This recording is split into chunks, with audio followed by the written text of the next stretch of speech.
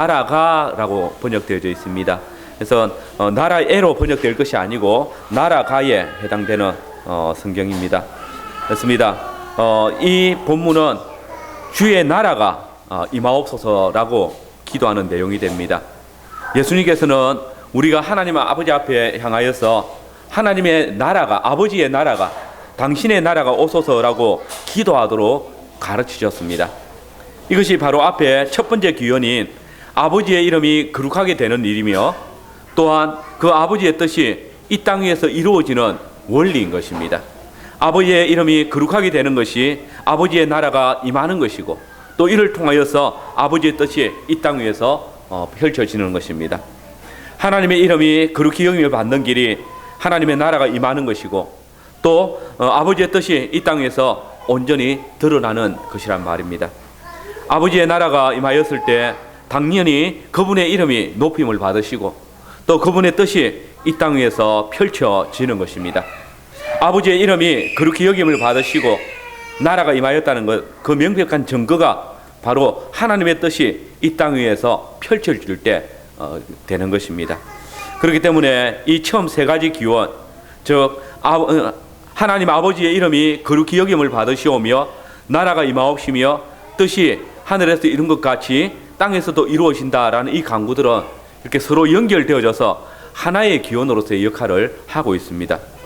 그런데 여기 아주 중요한 요소가 한 가지 나타납니다.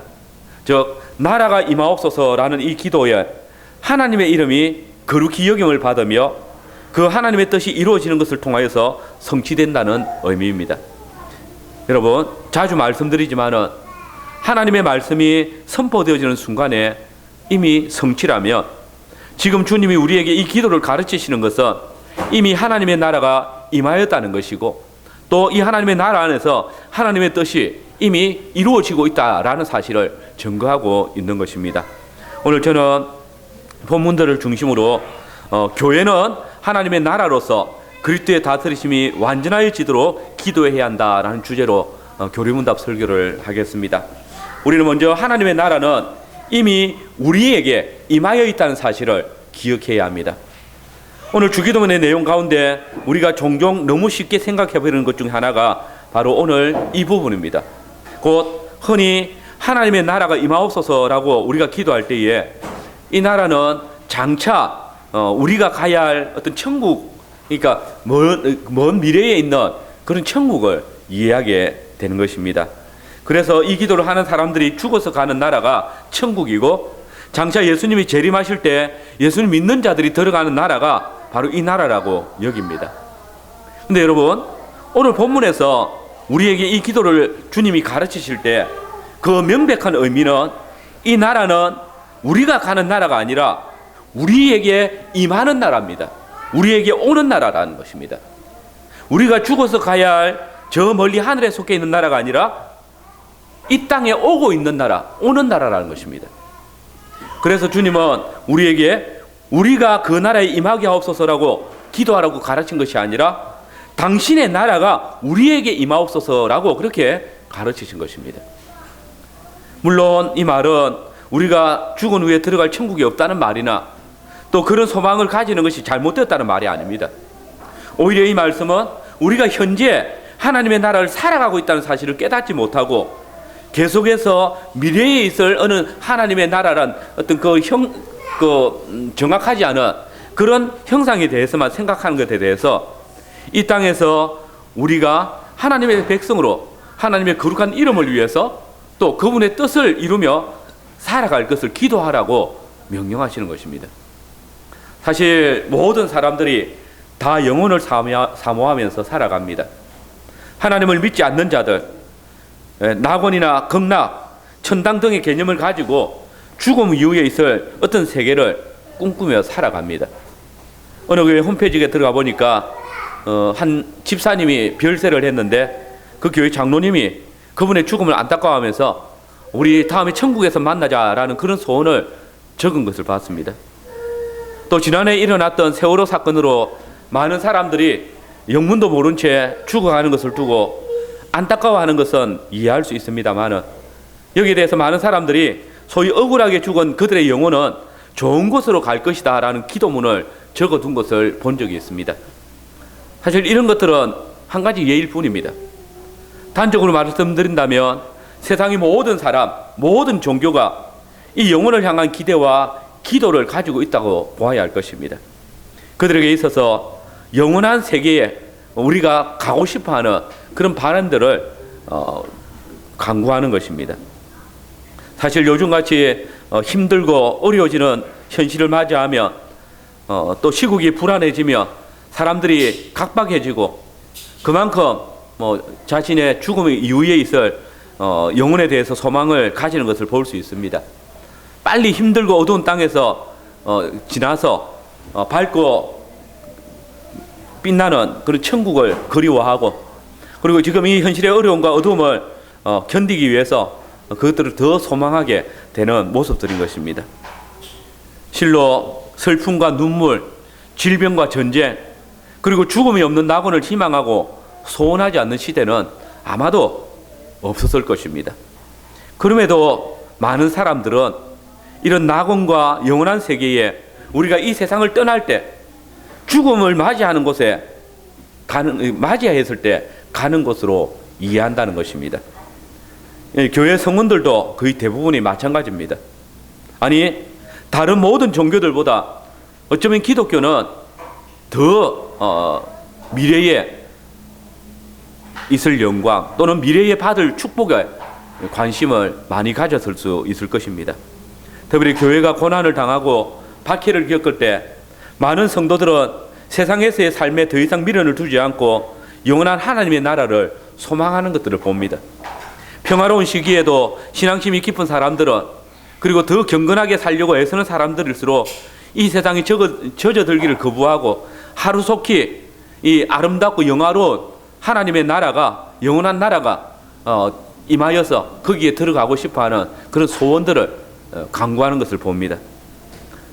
여러분, 대부분의 성원들이 이 하나님의 나라를 우리가 죽은 후에 영원히 사는 그런 나라로 이해하고 있다는 말입니다.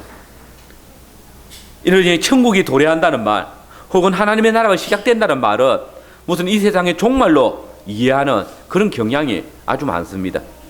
성도가 죽으면 천국에 가고 천국이 돌아오면 세상의 종말이 온 것이다. 이것이 사실 한국 교회 안에 어떤 등식처럼 적용되고 또 우리도 그렇게 알아왔던 것입니다. 물론 이것이 우리의 현실만은 아닙니다. 예수님 당시의 유대인들도 그렇게 생각했습니다. 그들은 약속된 메시아가 오심으로써 이 세상의 역사가 끝나고 유토피아가 도래할 것이라고 믿고 있었습니다. 영원한 나라로 들어가는 그 시점, 그 입구가 바로 메시아께서 오시는 바로 그 시기라고 그렇게 생각했던 것입니다. 그러나 여러분, 바로 그때 또 우리가 먼 미래에 있을 그 하나님의 나라를 생각하고 영혼에 대해서 생각하고 있을 바로 그때 주님은 이렇게 가르치셨습니다. 당신의 나라가 임하옵소서. 즉 이것은 세상의 마지막에 빨리 오도록 기도하라는 가르침이 아니라 반대로 이 땅 위에 하나님의 나라가 임하도록 역사하소서라고 기도하는 것입니다. 이것을 우리는 산상수훈의 문맥에서 발견할 수 있습니다. 사실 많은 설교자들이 산상수훈을 천국 헌장이라 이름 붙이면서 이것은 도무지 성도가 이 땅에서 지킬 수 없는 명령으로 우리가 장차 저 미래에 있을 천국에 들어가면 지키도록 명령하신 것이다, 이렇게 가르치는 분들이 있습니다. 그러나 여러분, 산상수훈을 처음부터 끝까지 쭉 읽어보십시오. 주님은 그 긴 설교 가운데 단 한 번도 이 말씀이 먼 미래에 지킬 그런 약속의 말씀이라고 말씀하지 않습니다. 더 하나님의 끝없는 지혜와 위대한 계획을 통하여서 이루신 이 세상이 곧 끝날 것이라고도 말씀하신 적이 없습니다. 오히려 이 나라가 당분간 더 계속된다는 것을 알고 계셨음은 확실합니다. 그리고 세상의 지속을 전제하시면서 여러 가지 축복과 교훈을 주신 것이 분명합니다.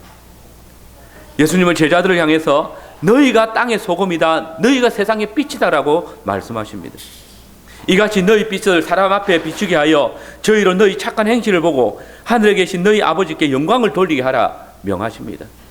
빛으로 소금으로 살아서 그들로 너희 하나님 아버지께 영광을 돌리게 하는 그 일이 사명으로 맡겨진 것입니다.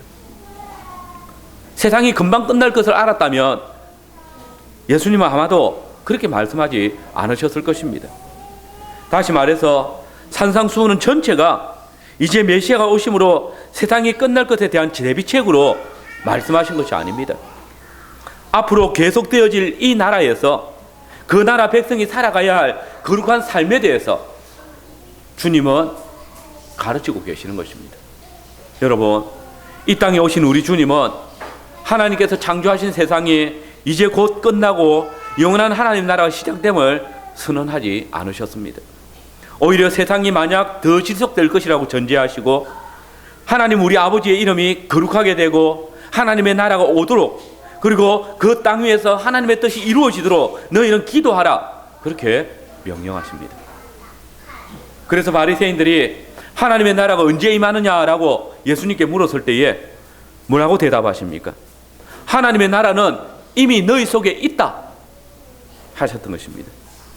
이 말씀은 무슨 사람의 마음속에 천국이 있다느니, 그래서 천국을 마음으로 간절히 사모하면 그게 그렇게 천국을 살아가는 것이다, 이런 의미가 아닙니다. 이 말씀은 오히려 그들 가운데 계셔서 말씀하시는 예수님 자신이 인격과 말씀과 삶을 두고 하신 말씀이고, 그 나라는 이미 예수 그리스도로 말미암아 우리 가운데 존재하고 있다는 선언입니다. 쉽게 말해서 예수 그리스도의 성육신을 통해서 이미 천국, 하나님의 나라는 도래했고 하나님의 나라가 지금 너희 안에 있고, 그 확실한 증거가 바로 예수님 당신이시라는 거예요. 여러분, 예수님 당시에 이미 하나님의 나라가 임했다는 구체적인 증거가 무엇입니까? 오늘 오전에도 잠깐 살핀 이사야 61장 1절에서 2절의 말씀을 보면 하나님께서 선지자 이사야로 하여금 야훼의 날이 이르면 성령이 임하시고 소경이 보고 안전뱅이가 걷고 죽은 자가 살아나고 가난한 자에게 복음이 전파된다라고 하셨습니다.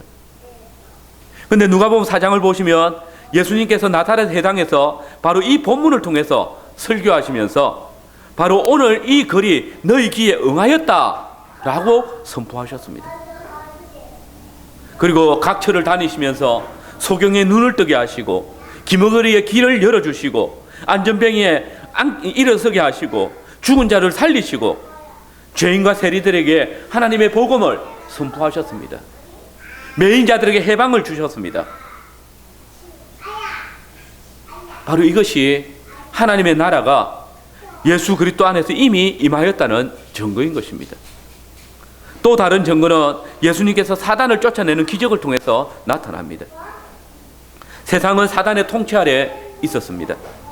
그래서 하나님의 통치를 실현하러 오신 예수 그리스도는 그 사단을, 귀신을 쫓아내심으로 하나님의 나라를 증거하셨던 것입니다.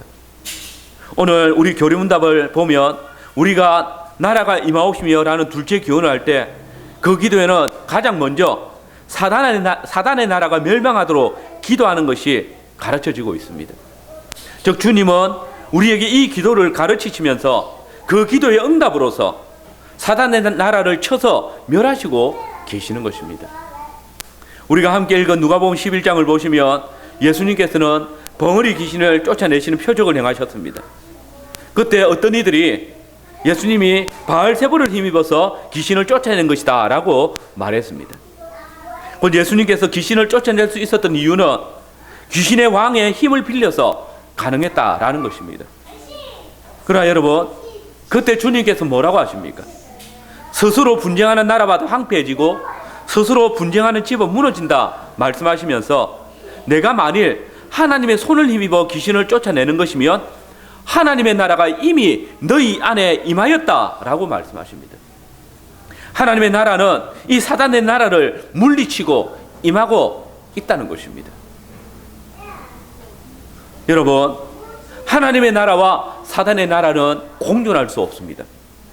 이 두 나라는 적개심을 가지고 있기 때문에 항상 평안하게 공존할 수 없는 나라이기 때문입니다.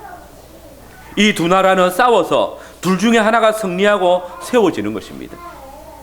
예수님께서는 오늘 성령님을 힘입어서 벙어리 귀신 들린 자를 쫓아내시고 당신의 나라가 임하였다 선언하시는 것입니다.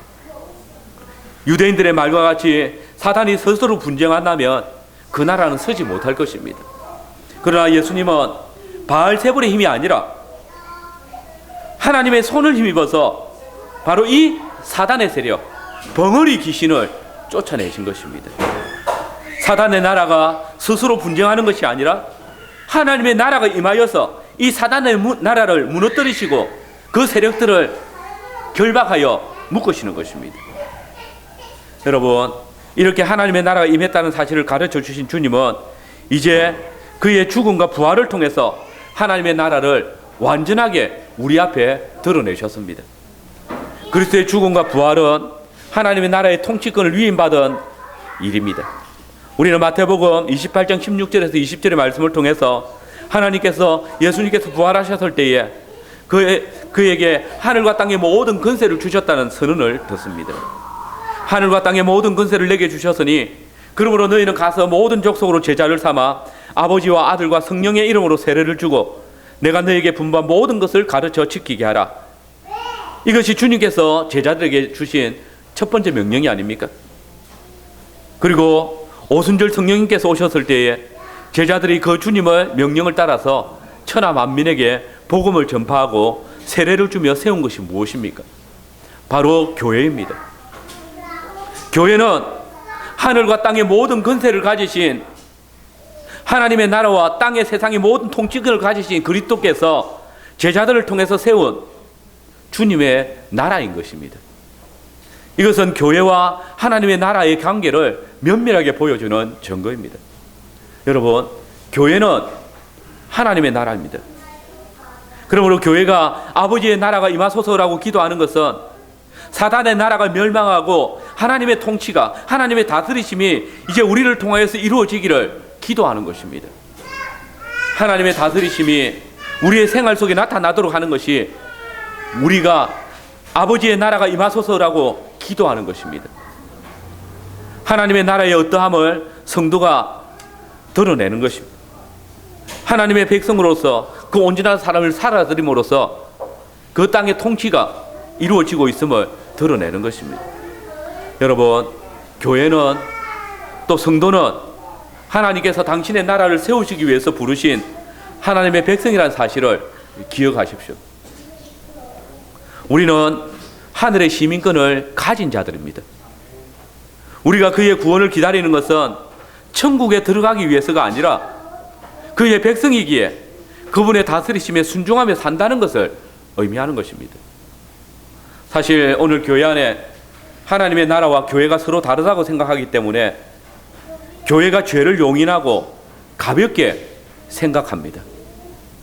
아까도 말씀드렸지만은 산상수훈을 미래에 있을 그 어떤 먼 미래에 있는 하나님의 나라에 우리가 미래에 지킬 법이라고 생각하고 있기 때문에 하나님의 말씀을 범하고 있음에도 불구하고 죄책감을 가지지 않습니다.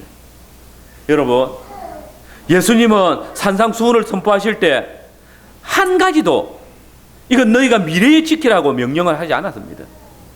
미래에 지켜야 할 것이라고 말씀하지 않았습니다. 전체가 다 현재 명령입니다. 오직 우리가 그 말씀을 준행한 결과에 따라서 하나님께서 판결하시는 거예요. 하나님께서 판결하실 때만 미래의 직설법이 나옵니다. 너희가 이것을 행하라. 그러면 하나님께서 이렇게 하실 것이다. 그런데 이 주님의 명령들을 다 우리가 미래에 천국에 들어가서 지켜야 할 법이라고 생각하니까 이 하나님의 명령을, 준엄하신 하나님의 말씀을 사람들이 두려워하지 않는 겁니다. 나중에 천국에 들어가면 우리가 죄를 절대 안 짓기 때문에 그때 이 산상수훈을 지킬 수 있을 거다. 사람들은 또 이렇게 말합니다. 하나님의 나라에 어떻게 죄인들이 들어가서 살 수 있노? 하나님의 나라는 거룩한 나라이기 때문에 죄 지은 사람들은 들어올 수 없다라고 말합니다. 맞습니다. 그러나 여러분, 마태복음 13장이나 마가복음 4장의 말씀을 보십시오. 거기 보면 성경에 기록된 천국에 대한 많은 비유들이 나타납니다. 특별히 마태복음 13장 24절 이하에 보면 밭에 뿌려진 알곡과 가라지 비유를 봅니다. 거기 보면 천국은 좋은 씨를 제 밭에 뿌린 사람과 같다라고 말씀하시면서 그 좋은 씨가 자랄 때 가라지도 함께 자라고 있다고 말씀하십니다. 47절 이하의 말씀에 보면 천국은 고기 잡는 그물과 같다 말씀하시면서 그 그물 안에는 좋은 것과 못된 것이 함께 있다고 말씀하십니다. 그리고 각각 심판대에 좋은 것은 거두고 못된 것은 내어버리거나 풀무불에 태운다 말씀하십니다. 여러분, 예수님께서 말씀하시는 이 천국의 비유들이 말씀하는 게 전체가 무엇입니까? 천국, 곧 하나님의 나라는 그 나라가 최종적으로 완성되어지는 그날까지 선인과 악인이 함께 있을 수밖에 없다라고 말씀하신 것입니다. 하나님의 나라가 최종적으로 완성되어지는 그날이 언제입니까? 그것은 그리스도께서 다시 강림하시는 날입니다. 그때까지 하나님의 나라는 선인이나 악인이 함께 열려져 있는 것입니다. 그러나 그때 주님은 교회에게 당신의 나라가 임하옵소서라고 기도하라고 하십니다. 이 기도는 우리를 주 예수 그리스도께서 오심으로 우리에게 임한 그 하나님의 나라가 이제 우리가 하나님의 이름을 거룩하게 하고 그 하나님의 뜻을 이 땅 위에서 이루어지게 함으로써 이미 임하여 있는 그 하나님의 나라를 이제 나타내라는 것을 명령하시는 것입니다. 또한 이 기도는 교회가 이 땅에 계속되는 한 사단의 세력들이 우리와 함께 있어서 우리를 괴롭게 하고 교회의 자람을 저해하겠지만은 그때 우리가 아버지의 나라가 임하옵소서라고 기도할 때에 사단의 나라가 우리를 해하지 못할 것과 또 장차 우리가 이 사단의 나라를 주님과 함께 발로 밟을 것을 약속하고 계시는 기도인 것입니다.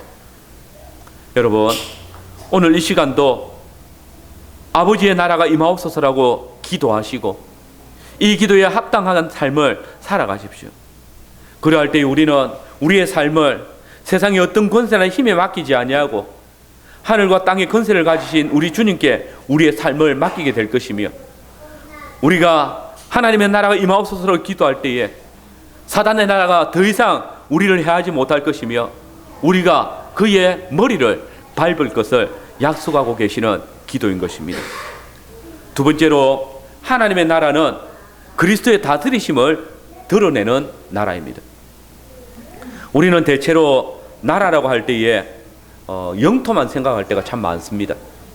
쉽게 말해서 대한민국이라는 나라를 물으면 아시아의 극동 지역에 호랑이가 발톱 새우 모양으로 생긴 그런 반도의 나라다 생각합니다. 그러나 사실 정확하게 말씀드리면 땅은 나라가 아닙니다. 나라의 한 요소는 되지만 나라가 불리기 위해서는 그 땅에 누군가가 살고 있어야 합니다. 가령 대한민국이라는 땅이 있지만은 그 땅에 아무도 살지 않으면 나라가 되지 않습니다. 또 만약 이 땅에 일본 사람이 살고 있다면 또 일제시대처럼 일본이 이 나라를 다스리고 있다면 이 나라는 대한민국이 아니라 일본의 식민지라고 불려지게 됩니다. 이렇듯 나라라는 것은 땅만 있어도 되는 것이 아니고 또 백성이 있다고 되는 것도 아닙니다. 가장 중요한 것은 주권입니다. 다스림입니다. 이렇듯 하나님의 나라는 그 주권이 하나님께 있는 것을 의미합니다. 대한민국 정부의 통치가 미치는 곳이 대한민국이듯이 하나님의 통치가 미치는 곳이 하나님의 나라입니다. 일본이 독도를 아무리 자기 땅이라고 우겨도 그 땅이 대한민국인 것은 그 땅의 통치권이 대한민국에 있기 때문입니다.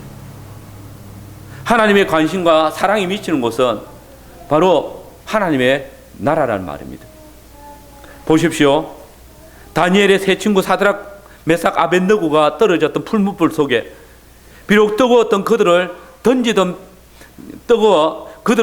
병사들이 다 죽은 곳이지만은 그곳에 하나님의 통치가 있었습니다.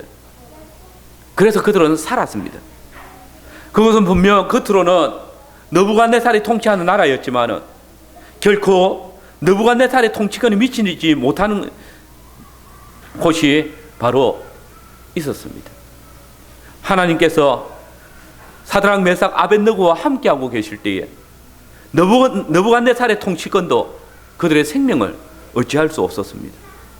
그래서 느부갓네살조차도 자신이 다스린 그 나라 안에 조서를 반포하기를 각 백성과 각 나라와 각 방언하는 자가 무릇 사드락과 메삭과 아벳느고의 하나님께 설만이 말하거든 그 몸을 쪼개고 그 집으로 걸음돌을 삼을지니 이는 이같이 사람을 구원할 다른 신이 없음이라 라고 했던 것입니다.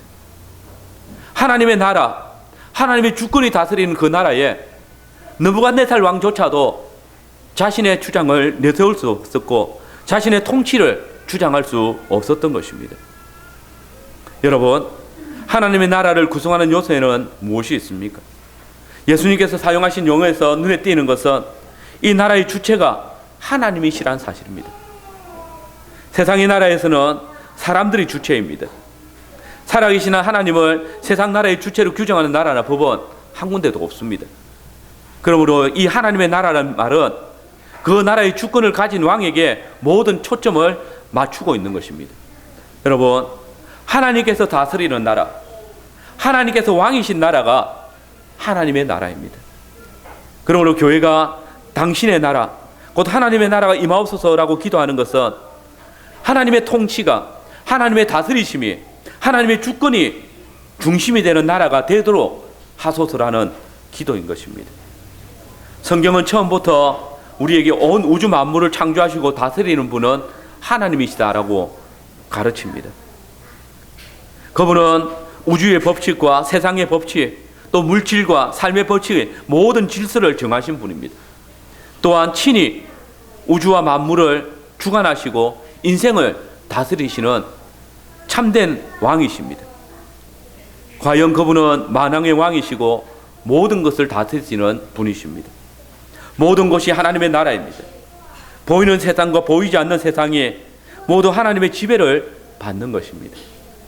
이것은 과거도 그렇고 지금도 그렇고 또 미래에도 하나님께서 홀로 천지와 만물을 당신의 질서를 따라 법규를 따라 다스리실 것입니다. 여러분, 이렇게 보아도 하나님의 나라는 오는 것이 아니라 존재하고 있는 것입니다. 우리가 태어난 것부터 하나님의 섭리를 따르는 것이고 태어날 때 이미 하나님의 통치를 받는 것입니다. 이런 하나님의 손길이 닿지 않는 곳, 또 미치지 않는 곳은 아무것도 없습니다. 모든 만물, 모든 사람, 모든 것이 하나님의 통치와 섭리 아래 놓여 있다는 말입니다. 그렇기 때문에 예수님께서 가르쳐 주신 당신의 나라가 임하옵소서라는 이 기도에는 이제 하나님께서 당신의 능력과 권세를 다스리심을 드러내소서, 이 정도의 기도가 아니라 하나님의 손길이 처음부터 있었고 또 지금부터 영원까지 끝나지 않을 것에 대한 선언인 것입니다. 그러나 또한 주님께서 이 기도를 가르치실 때 그 이상의 의미도 담겨져 있습니다.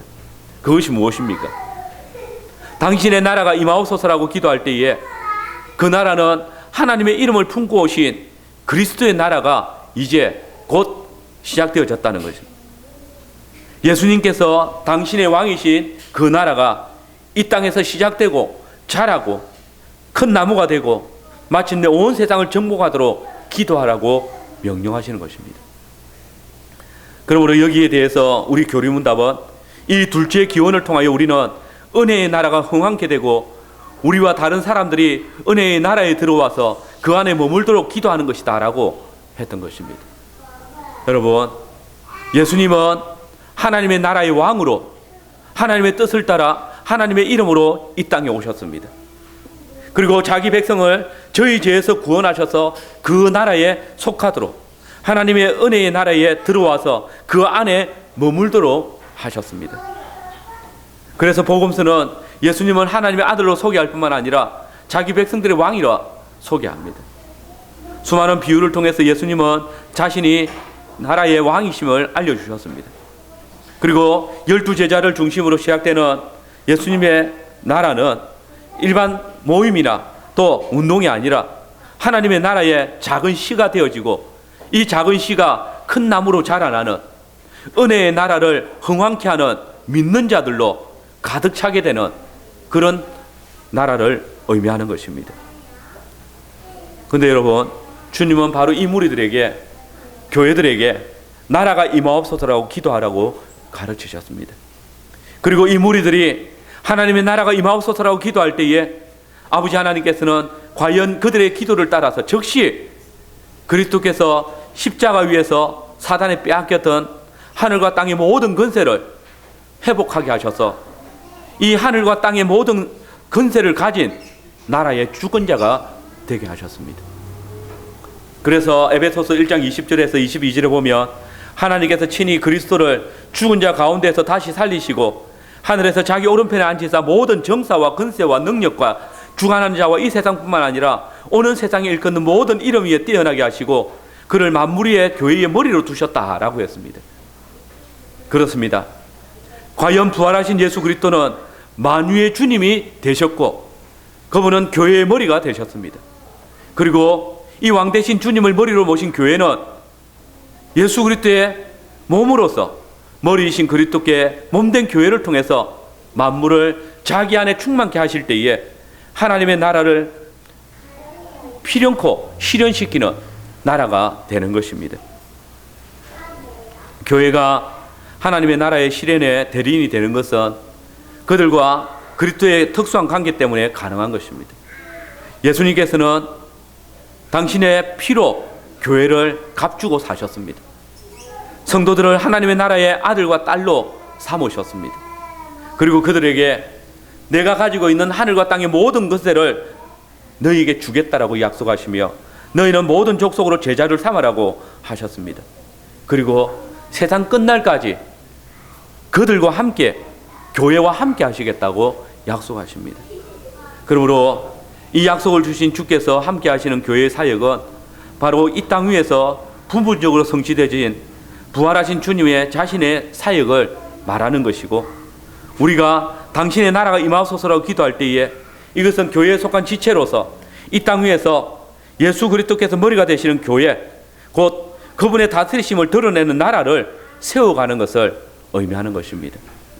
우리는 이런 강구와 함께 우리 자신을 하나님의 다스리심을 나타내는 그릇의 역할을 감당해야 합니다. 그렇습니다. 우리가 당신의 나라가 임하옵소서라고 기도할 때 이 기도는 이제 곧 예수 그리스도의 나라여 우리에게 오소서라고 기도하는 것과 같습니다. 아버지의 나라는 오직 아들 예수 그리스도를 통해서 우리에게 임하기 때문입니다. 그러면 여러분, 예수님께서 당신의 공생의 초기에 회개하라 천국이 가까웠느니라 선포하신 말씀과 당신의 나라가 임하옵소서라고 기도하라고 가르친 말씀을 통해서 예수님의 제자들이 자주 이 기도를 하였음을 추론할 수 있습니다. 그리고 결국 주님은 모든 공생애에 이 제자들의 기도에 응답을 하신 것입니다. 주님은 오심으로써 하나님의 나라를 세우셨고 또 죽으심과 부활을 통해서 하늘과 땅의 모든 권세를 가지시고 이 땅의 주가 되셨기 때문입니다. 비록 제자들은 그때 그들이 배운 기도의 의미가 정확하게 무엇인지 알지 못했지만은 예수님께서 가르쳐주신 그 기도문을 사용함으로써 예수님이 그 길을 틀림없이 이루시고 또 그렇게 인류를 구원하시는 하나님의 일이 이루어지도록 기도하고 있었던 것입니다. 그리고 주님은 바로 제자들의 이 기도를 통하여서 당신의 나라를 굳게 세우셨습니다. 예수님의 십자가는 굳게 세워졌습니다.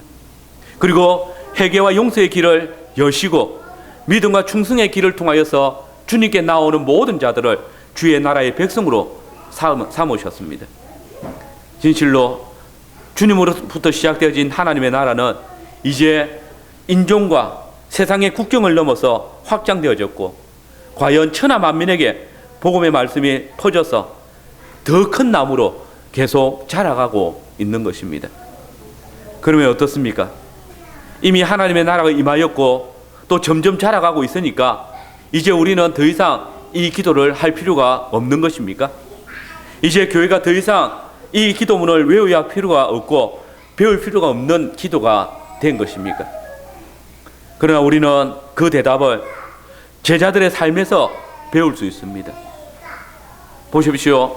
제자들은 예수님을 통해서 하나님의 나라, 그리스도의 구속의 나라가 이 땅에 이미 시작되었음을 알았고 이것을 우리에게 분명한 기록으로 알려주셨습니다.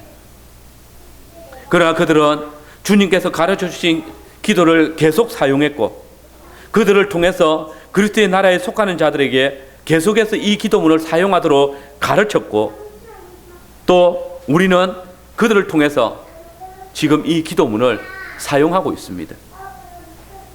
우리가 마태가 기록한 성경을 통해서 또 누가가 기록한 성경을 통하여서 지금도 이 기도문을 배우고 있는 것이 바로 주님께서 세우시는 나라에 대하여서 주여 당신의 나라를 임하게 하소서라고 계속해서 기도할 사명이 우리에게 있다는 것을 보여주고 있습니다. 성도 여러분, 우리는 이 기도를 멈출 수 없습니다. 아니, 우리가 함께 모여 기도할 때마다 이 기도문이 우리 기도의 중심의 내용이 되어야 합니다. 누구나 아버지의 나라가 오소서라고 기도할 수 있어야 하고 또 기도해야만 합니다. 그 이유는 하나님의 나라, 곧 우리 주 예수 그리스도의 다스리심이 아직도 끝나지 않았기 때문입니다. 비록 예수님의 지상 사역은 끝났지만은 세상에는 여전히 회개와 믿음으로 불러야 할 사람들이 수도 없이 많이 있습니다. 하나님의 나라는 겨자씨로 뿌려지고 자라가고 있지만 더 많은 사람들이 회개하고 하나님께로 돌아올 믿음으로 순종하는 하나님의 백성, 하나님의 나라가 되도록 우리는 계속해서 기도할 수밖에 없기 때문입니다. 사랑하는 성도 여러분, 우리가 진정 그리스도의 다스리심을 받는 자들로서 그분의 나라의 백성으로서 우리의 온 삶을 통해서 주님의 이름이 거룩하게 되시고 주님의 나라가 임하옵시며 주님의 뜻이 하늘에서 이룬 것 같이 주의 영광의 나라가 이 땅에서 이루어 주소서라고 기도해야 할 것입니다. 우리 주 예수 그리스도의 나라의 백성으로서 저와 여러분의 모든 기도와 행사의 첫 번째 순위가 그의 나라와 의를 구하는 것이 되기를 바라고 또 내 개인의 삶, 내 가정, 내 직장이 아닌 정치, 경제, 모든 세상을 다스리는 것이 내가 아니라 인간이 아니라 오직 만유의 주가 되시며 만왕의 왕이 되신 하늘과 땅의 모든 권세를 가지신 우리 주 예수 그리스도께서 다스리신 나라가 이 땅이 되기를 기도해야 할 것입니다. 그때 우리는 주님께서 우리에게 가르쳐주신 주의 나라가 땅에 이르게 하소서라고 기도한 것이 성취되어질 것을 맛보게 될 것이고 또한 그것을 누리며 살아가는 것입니다. 아멘. 아멘.